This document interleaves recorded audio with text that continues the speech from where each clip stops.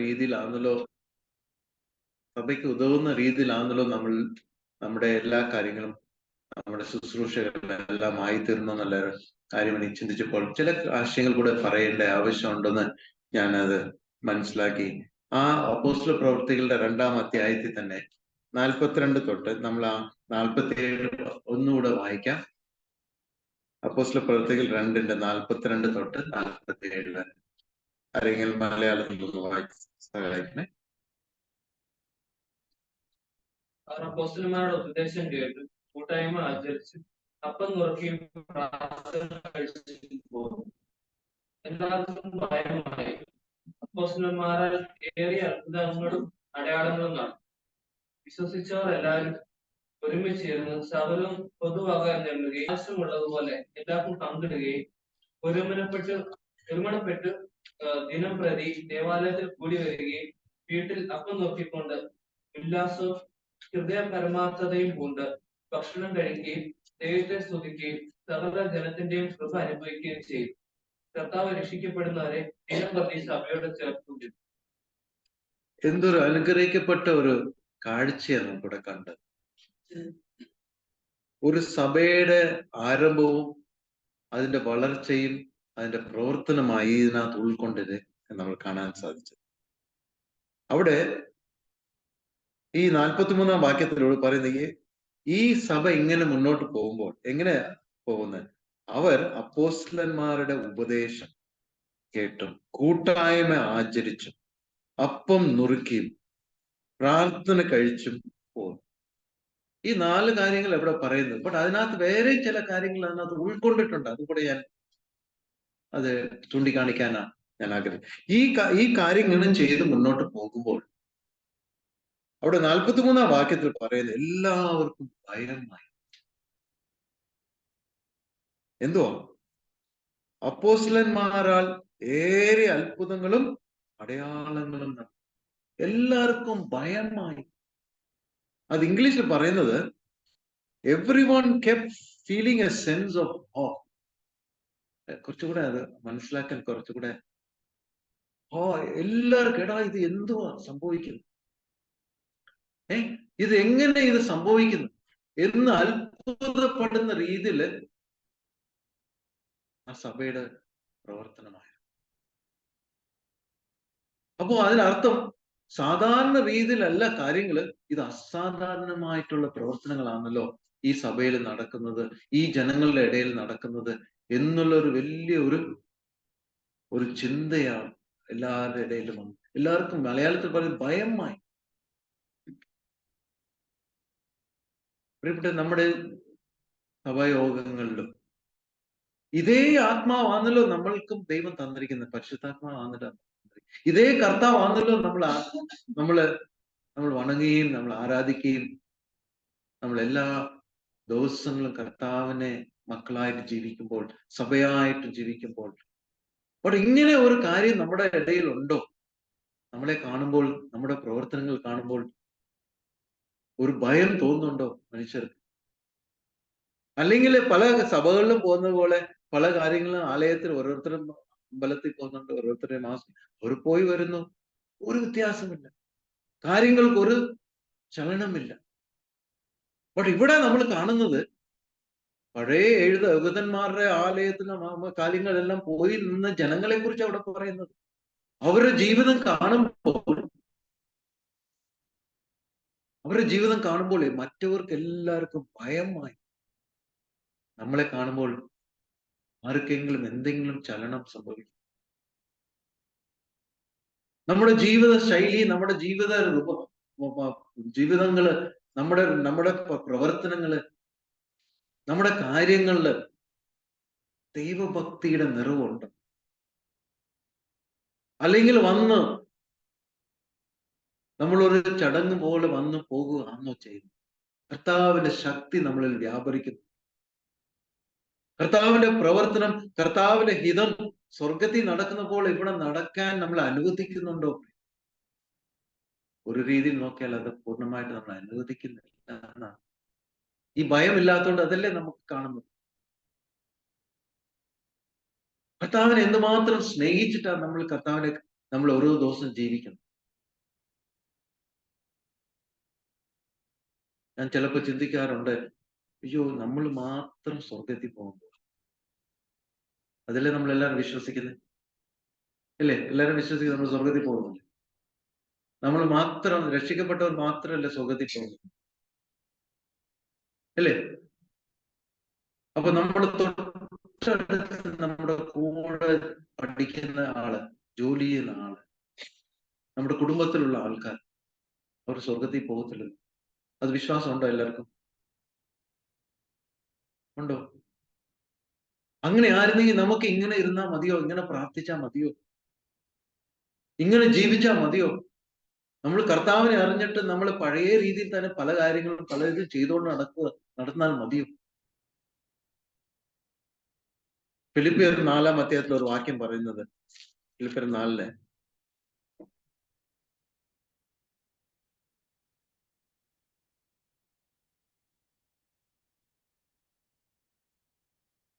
പൗലോസ് അപ്പോസ്തലൻ അവസാനമായിട്ട് പറയുന്ന ആ 8-ാം വാക്യത്തിൽ പറയുന്നത്, അതൊന്ന് വായിക്കാമോ? ഒടുവിൽ സഹോദരന്മാരെ, സത്യമായതൊക്കെയും ഘനമായതൊക്കെയും നീതിയായതൊക്കെയും നിർമ്മലമായതൊക്കെയും രമ്യമായതൊക്കെയും സൽകീർത്തിയായതൊക്കെയും സൽഗുണമോ പുകഴ്ചയോ അതൊക്കെയും ചിന്തിക്കുകയുള്ളൂ. ഇതാ നമ്മുടെ സ്റ്റാൻഡേർഡ്. ഒരു ദൈവമക്കളുടെ സ്റ്റാൻഡേർഡ് ഇതാ. ഒടുവിൽ സഹോദരന്മാരെ, ആ ലേഖനത്തിന്റെ അവസാനമായിട്ട് ഒരു അനുഗ്രഹിക്കപ്പെട്ട ഒരു സഭയ്ക്ക് എഴുതിയിരിക്കുന്ന ലേഖനത്തിൽ പറയാം, ഒടുവിൽ സഹോദരന്മാരെ, എന്തെല്ലാം സത്യമായിരിക്കും, സത്യമല്ലാതെ ഒന്നും ഒരു ദൈവ പൈതലിന്റെ ജീവിതത്തിൽ വരാൻ പാടില്ല. നമ്മളോട് ആരെങ്കിലും എന്തെങ്കിലും സംസാരിച്ചാല് നമ്മള് കള്ളമോ അസത്യമായിട്ട് ഒന്നും നമ്മുടെ ജീവിതത്തിലും നമ്മുടെ പാപത്തിലും കാണാൻ പാടില്ല. എല്ലാം ഞാനൊന്ന് ചെയ്യാന്ന് പറഞ്ഞാൽ അത് ചെയ്തിരിക്കണം പറയും. ഞാൻ വരാന്ന് പറഞ്ഞാൽ വന്നിരിക്കണം. അതൊക്കെയും ശരിയായിട്ടുള്ളത് മാത്രം. ഇതാ ദൈവമക്കളെ കുറിച്ച്. ദൈവത്തിന്റെ മക്കൾ എന്ന് പറഞ്ഞാൽ ദൈവത്തിന്റെ സ്റ്റാൻഡേർഡാ നമ്മളെ കുറിച്ച് എല്ലാവരും നോക്കാം. ദൈവത്തിന്റെ മക്കൾ, ദൈവത്തിന്റെ സ്റ്റാൻഡേർഡ്. ആ സ്റ്റാൻഡേർഡിലാണോ നമ്മുടെ എല്ലാ കാര്യങ്ങളും, നമ്മുടെ പ്രവർത്തനങ്ങളും, നമ്മുടെ രീതികളും. Honourable, whatever is honourable, നിർമ്മലമായത് ഒക്കെ, സത്യമായതൊക്കെയും ഫലമായതൊക്കെ ഓണറബിൾ. നമ്മൾ ചെയ്യുന്നതൊക്കെയും വളരെ ഗൗരവത്തോടും അതിന് വേണ്ടിയ പ്രാധാന്യത്തോടും നല്ലതെന്നൊന്ന് കാണുന്നത് അങ്ങനെ ചെയ്യുന്നവരായി. നമ്മുടെ വാക്കിലോ പ്രവൃത്തിയിലോ ഒന്നും ഒരു തെറ്റ് കാണാൻ പറ്റാത്ത രീതിയിലുള്ള പ്രവർത്തനമാണ്. പ്രിയപ്പെട്ടവരെ, ദൈവമക്കളെ ജീവിക്കുമ്പോൾ കർത്താവ് ഇത് നമ്മളെ ഈ കാഴ്ചപ്പാട്, ഈ സ്റ്റാൻഡേർഡ് നമ്മളിൽ നോക്കി ആഗ്രഹിക്കുന്നത്. കർത്താവിന്റെ മക്കളെ കർത്താവിന്റെ സ്റ്റാൻഡേർഡാ കർത്താവ് ഓർക്കും. അപ്പൊ നമ്മൾ അവിടെ എന്തെങ്കിലും കുറവ് സംഭവിച്ചിട്ടുണ്ടെങ്കിൽ പരിശുദ്ധാത്മാവ് അവിടെ ദുഃഖിക്കുക ചെയ്തു. ഒരു ചെറിയ തെറ്റ് തന്നെ നമ്മുടെ മനസ്സോടെ ചെയ്തിട്ട് നമ്മൾ ദൈവത്തോട് പ്രാഗൽഭ്യം നഷ്ടപ്പെട്ടു പോകും. നമ്മൾ ഒരാളോട് തെറ്റായി ഇടപെട്ടാൽ തന്നെ, തെറ്റായ ഒരു വാക്ക് പറഞ്ഞ് മുറിപ്പിച്ചാൽ തന്നെ അത് ശരിയാക്കുന്ന വരെ അത് അവിടെ ശരിയാകത്തില്ല. കർത്താവായിട്ടുള്ള ബന്ധം നമുക്കവിടെ പ്രശ്നങ്ങൾ വരും. നമ്മളൊന്ന് പറഞ്ഞിട്ട് ചെയ്യാതിരുന്നാൽ അവിടെ കർത്താവായിട്ടുള്ള ബന്ധമാണ്.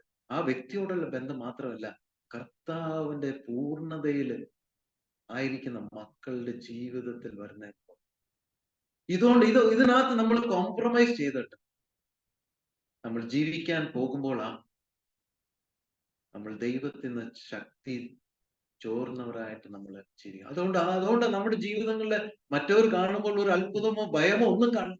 ബിക്കോസ് ദൈവത്തിന്റെ ശക്തി നമ്മളിൽ വ്യാപരിക്കുന്നു. ഏതെല്ലാം ശരിയോ, ഏതെല്ലാം രമ്യമായിരിക്കുന്നു ഒക്കെ, ഞാൻ അതിന്റെ ബാക്കി നീതിയായത് ഒക്കെയും നിർമ്മലമായതൊക്കെയും രമ്യമായതൊക്കെയും സൽകീർത്തനയായതൊക്കെയും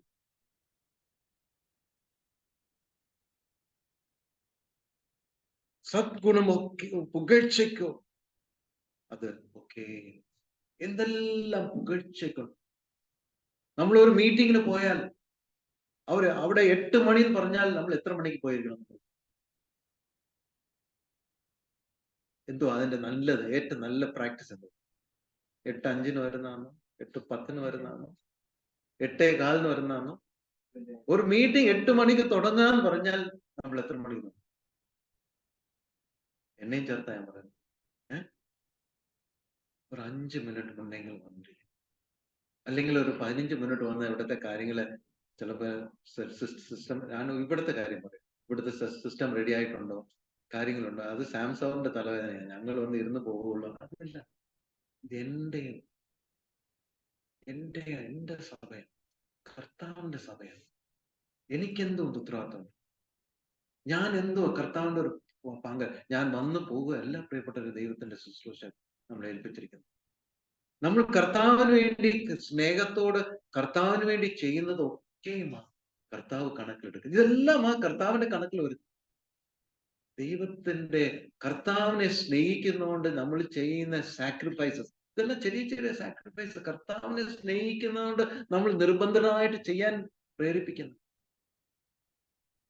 ഇതാരും ഒരാളുടെ ചുമതലയല്ല, ഇത് ദൈവത്തിന്റെ സഭയാണ്, ദൈവത്തിന്റെ പ്രവർത്തനം.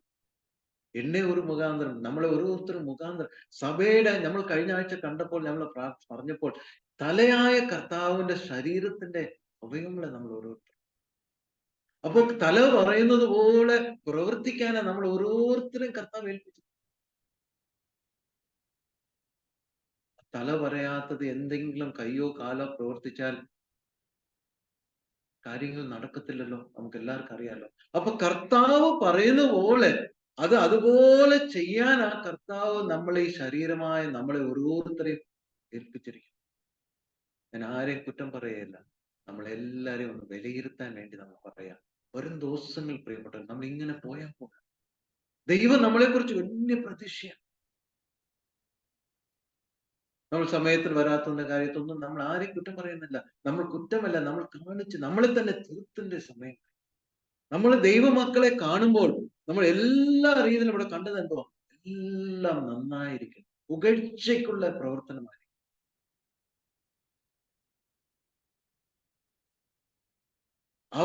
ഈ വ്യക്തിയെ കുറിച്ച് ഒരാൾ പറയുമ്പോൾ, ഓ അയാൾ നല്ല, പക്ഷെ അയാൾ എങ്ങനൊന്നും പറയത്തില്ല, അയാൾ ഇങ്ങനൊന്നും ചെയ്യത്തില്ല എന്ന് ധൈര്യത്തോടെ നാട്ടുകാർ പറയും. അങ്ങനെ ഒരു സാക്ഷ്യമായിരിക്കണം പ്രിയപ്പെട്ട. ആരെങ്കിലും നമ്മളെ കുറിച്ച് ഒരു ആരോപണം പറഞ്ഞാലും ഇത് ഒരിക്കലും ഈ മനുഷ്യനെ സംഭവത്തിൽ നടക്കത്തില്ല എന്ന് പറയാൻ പറ്റുന്ന നാട്ടുകാർ നമ്മളെ കുറിച്ച് പറയും. നമ്മളെ കുറിച്ച് പല പല ആരോപണങ്ങൾ പറയും. കർത്താവിനെ കുറിച്ച് തന്നെ എന്തെല്ലാം ആരോപണം പറയും. ഞാൻ പറയാം, ഒരു ഉദാഹരണം പറയാം. അങ്ങനെ ആരോപണമില്ലാത്ത രീതിയിൽ നമ്മുടെ ഓരോ പ്രവർത്തനങ്ങളും അത്ര തികഞ്ഞതായി, ഇതാ ദൈവത്തിന്റെ മക്കളുടെ അടയാളം. ഞാൻ ആദ്യം പറഞ്ഞല്ലോ,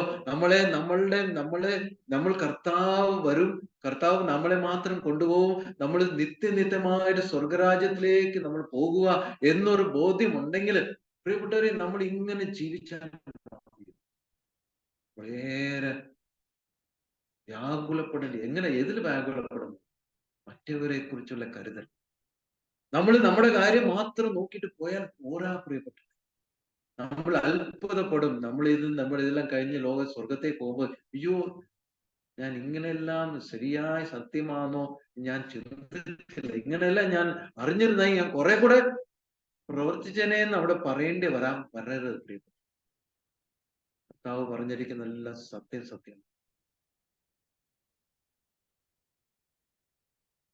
ദൈവം നമ്മുടെ ഈ ക്രിസ്തീയ ജീവിതം വളരെ ഗൗരവത്തോടെ, ഇവിടെ നമ്മൾ എടുക്കേണ്ട ആവശ്യമുണ്ട്. നമ്മുടെ എല്ലാ കാര്യങ്ങളിലും നമ്മള് ഇവിടെ എന്തോ പറഞ്ഞു, ഇവിടെ എന്തോ സംഭവിച്ചു. അപ്പോസ്തലന്മാരുടെ ഉപദേശങ്ങൾ പഠിച്ചു, കൂട്ടായ്മ ആദരിച്ചു, അപ്പം നുറുക്കി പ്രാർത്ഥിച്ചു. ഇത് മാത്രമായിരുന്നു ഇല്ല. അതിന്റെ കൂടെ ഞാൻ ഞാൻ ഇതിനകത്ത് ഇവിടെ തന്നെ കാണുന്നത് ഞാൻ ചേർക്കാനും കൂടെ, അവിടെ കാണുന്നത് 47-ാം വാക്യത്തിൽ ഒന്ന് വായിക്കാമോ? നമ്മള് ആരാധന കൂട്ടത്തിലെല്ലാം വരുമ്പോൾ നമുക്ക് ആ ഭാഗം കൂടെ, pricing God and having favour with all people. അവിടെ ആരാധന ഉണ്ടായിരുന്നു. കൂട്ടായ്മകൾ വന്നപ്പോൾ അവിടെ ആരാധന ഉണ്ടായിരുന്നു. Pricing God and having favour with all people. Having favour with all people പറഞ്ഞാൽ എല്ലാരോടും രമ്യമായിട്ട് സന്തോഷത്തോടെ. അപ്പോ നമ്മൾ ആരാധന യോഗം മാത്രമല്ല അവിടെ ഉണ്ടായിരുന്നത്. എന്തുകൊണ്ടായിരുന്നു? ആ യോഗത്തില് കൂട്ടായ്മ ഉണ്ടായിരുന്നു, ആരാധന ഉണ്ടായിരുന്നു, കൂട്ടായ്മ ഉണ്ടായിരുന്നു, യൂണിറ്റി ഉണ്ടായിരുന്നു, ഒരു മനസ്സോട്.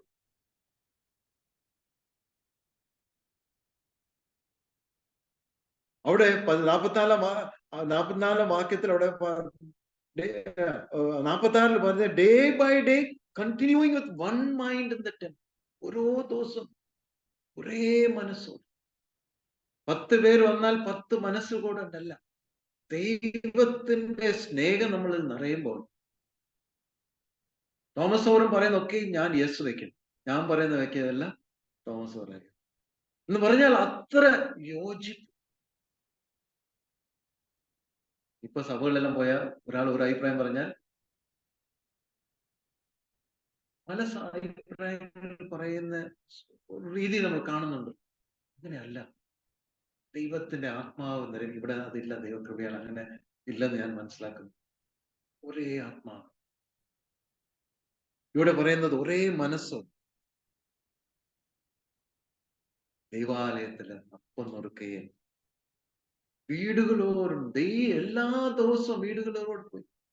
സമയം കടന്നുപോയി, ഞാൻ ഇനി പറയാൻ ഒത്തിരി സമയമില്ല. എല്ലാ ദിവസവും പോയി. അവിടെ സുവിശേഷ മഹായോഗം വെച്ചിട്ടില്ല. പിന്നെ എന്തോ യോഗമായിരുന്നു? ഓരോരുത്തരും അവരവരുടെ സ്ഥാനങ്ങളിൽ സാക്ഷികളായി. ഇപ്പൊ ഞങ്ങൾ പോയില്ല ഒരു ദിവസം, ഒരാഴ്ചക്കായിട്ട് ക്യാമ്പയിൻ, 2 ദിവസത്തിന്റെ ക്യാമ്പയിൻ പോയി. അങ്ങനെ ഒന്നും അതില്ല, ആവശ്യമില്ലായിരുന്നു. ആ ക്യാമ്പയിൻ എല്ലാ ദിവസവും ആയിരുന്നു. സുവിശേഷ യോഗം, സുവിശേഷ പ്രവർത്തനം എന്ന് പറഞ്ഞ് നമ്മൾ വേർതിരിച്ച് ചെയ്യേണ്ട ആവശ്യമല്ല. അവരുടെ ജീവിതം തന്നെ എന്തുമായിരുന്നു? സുവിശേഷമാണ്. അവർ പോകുന്ന ഇടത്തെല്ലാം ഇവിടെ എന്ത് ചെയ്തു? ഫേവർ തോൽപ്പി, എല്ലാരോടും രമ്യമായിട്ട് സന്തോഷമായിരിക്കുമ്പോൾ അത് തന്നെ ആൾക്കാർക്ക്, അത് നമ്മൾ ആദ്യം വായിച്ച എല്ലാവർക്കും ഭയമായിരുന്നു. അത് തന്നെ സുവിശേഷത്തിന്റെ പ്രഘോഷണമാണ്. നമ്മുടെ ജീവിതം കാണുമ്പോൾ തന്നെ എല്ലാവർക്കും ഇത് എവിടുന്ന്, എന്തുവാ അവർക്ക് സംഭവിച്ചത് എന്ന് പറയുന്ന രീതിയിൽ ചോദിച്ചിങ്ങോട്ട് വരും. നമ്മൾ ഇതിനു വേണ്ടി ഒരു ക്യാമ്പയിന് പോകണ്ടേ? ഇതിനുവേണ്ടി നമ്മൾ ഇതിനായിട്ട് മാത്രം ഇറങ്ങേണ്ട ആവശ്യമില്ല. ജീവിതത്തിൽ തന്നെ നമ്മൾ എല്ലാവരും ദൈവത്തെ സ്നേഹിക്കുന്ന ഒക്കെയും എല്ലാ പ്രിയപ്പെട്ടവരും അവരുടെ ജീവിതം തന്നെ സുവിശേഷമായിരിക്കണം. ഇതാ ദൈവം അങ്ങനെയാ. അതുകൊണ്ട് തന്നെയാണല്ലോ കർത്താവ് ഇത്ര വില കൊടുത്ത് നമ്മളെ കർത്താവിന് സ്വന്തമാക്കി.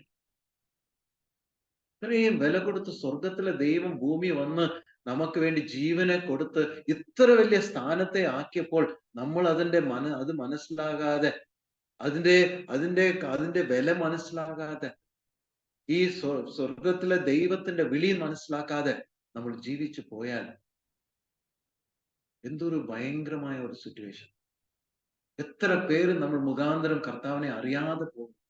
നമ്മൾ സുവിശേഷമായി തീരണ്ടേ, നമ്മൾ ദൈവത്തിന്റെ ന്യൂസ് പേപ്പേഴ്സായ ലേഖനങ്ങളായി തീരേണ്ടവർ നമ്മുടെ ജീവിതങ്ങൾ കോംപ്രമൈസ്. അതിന്റെ കാരണം എന്തുവാ?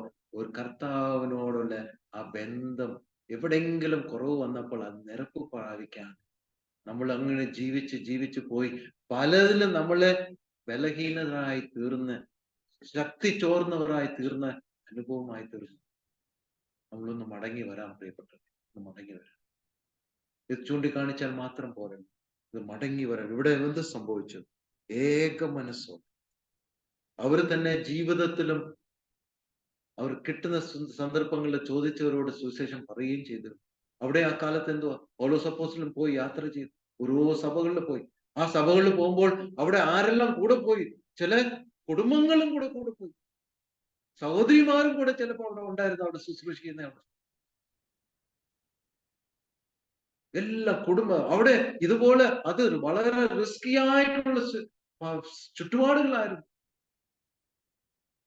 അപ്പോ സൗരന്മാർ മാത്രമല്ല, അവിടെ കുടുംബത്തോട് അവർ പ്രവർത്തനത്തിൽ സഹകരിച്ച ഒരു ശുശ്രൂഷയാണ്.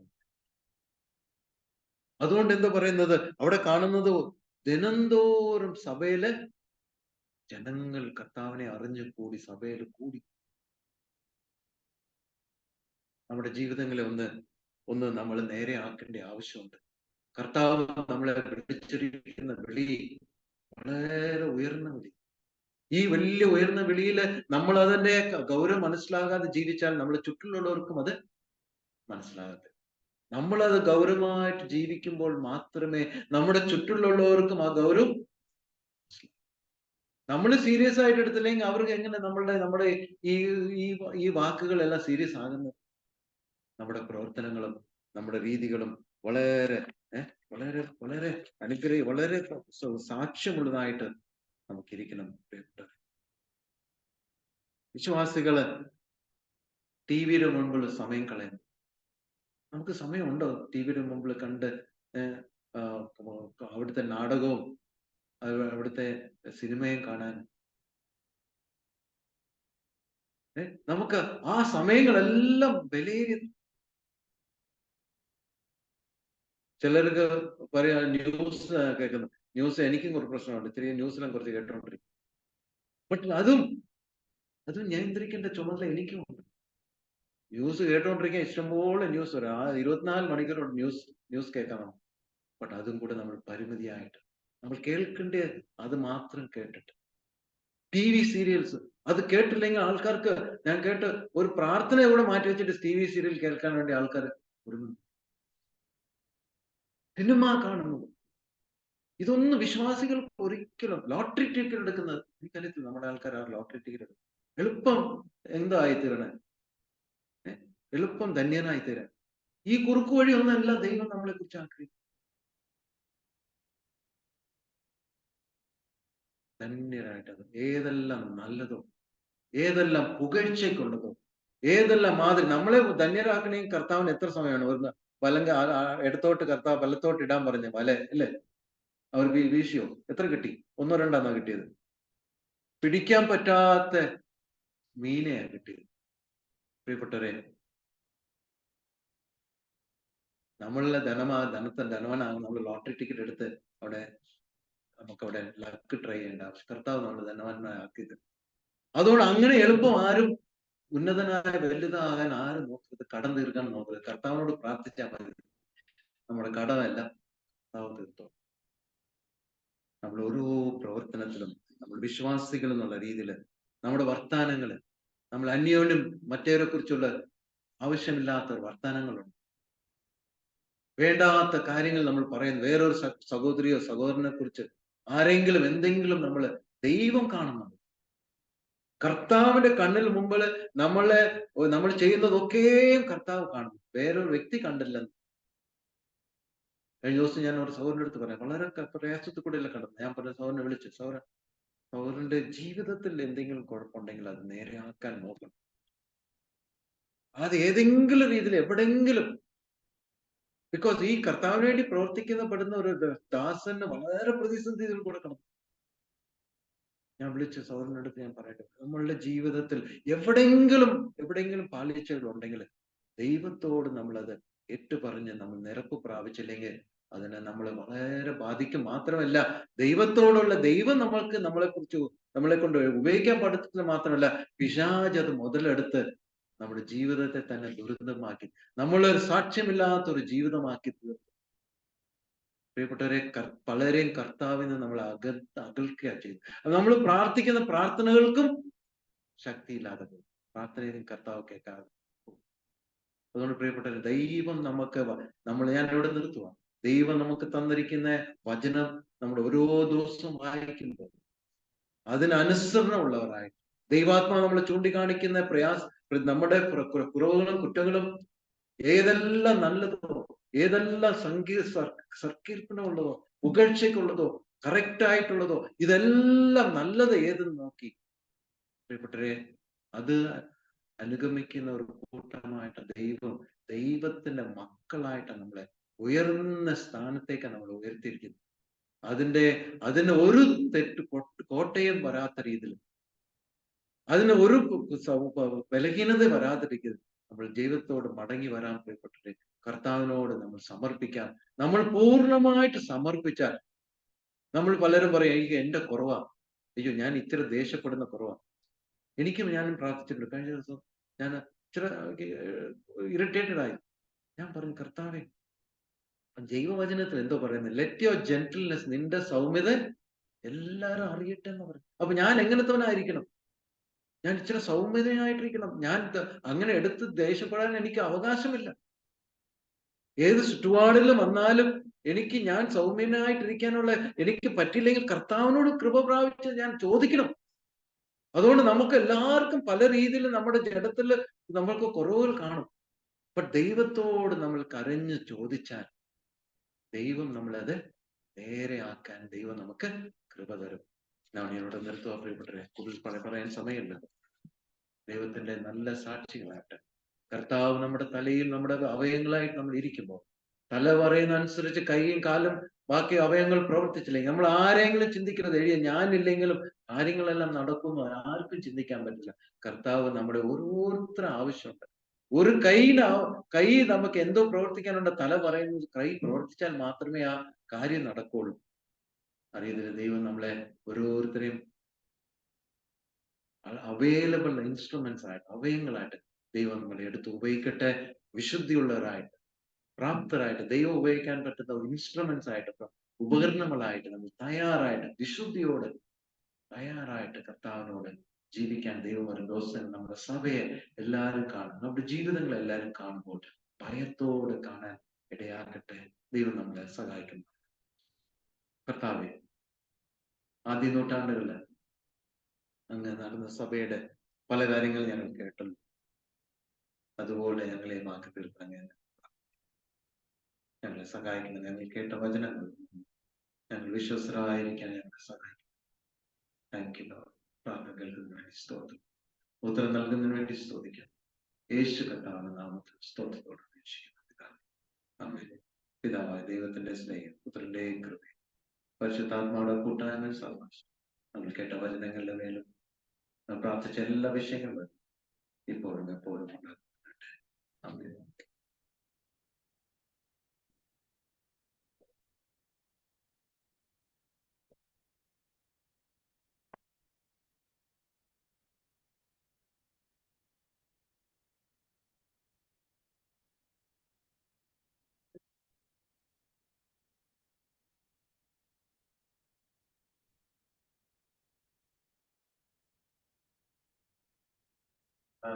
കുറച്ച് കേക്ക് വെച്ചിട്ടുണ്ട്. അതെ